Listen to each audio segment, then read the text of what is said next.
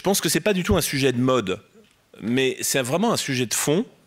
La preuve, c'est que ça a déjà démarré. On n'est pas en train de parler du grand futur, ce n'est pas une espèce de colloque prospectif.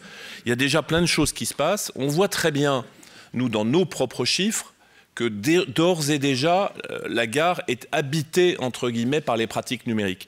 L'application qui donne les départs et les arrivées des trains en gare et la voie, elle a été chargée par 2,5 millions de personnes en France. Elle fait partie du top 10 des applications sur les smartphones. Le site Gare et Connexion, qui est en fait un site qui expose ce qu'il y a dans la gare comme service, quelles sont les solutions de multimodalité ou quelles sont les nouveautés de la ville. Bon, il est consulté par environ 500 000 personnes tous les mois.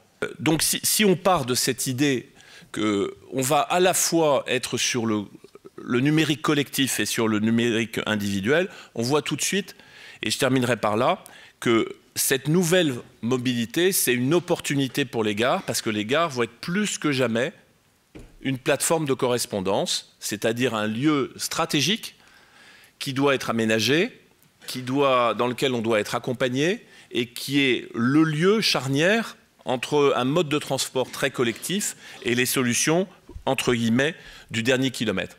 C'est très très rare que les gens disent « la gare », les gens disent « ma gare ». Et c'est curieux, parce que pourtant, on est quand même loin d'être sur un objet très personnalisé, très, très affectif, mais partout, on dit « ma gare ». Sous-entendu, il y a un capital affectif, un capital d'identification qui tient au fait que ces gares ont toujours été là. Elles sont des éléments du patrimoine urbain, elles sont des éléments d'identification et d'identité de la ville. Et donc ça donne, me semble-t-il, un formidable potentiel pour l'avenir. Et si on arrive à bien articuler ville, numérique et gare dans la journée, ben on aura fait pas mal de progrès.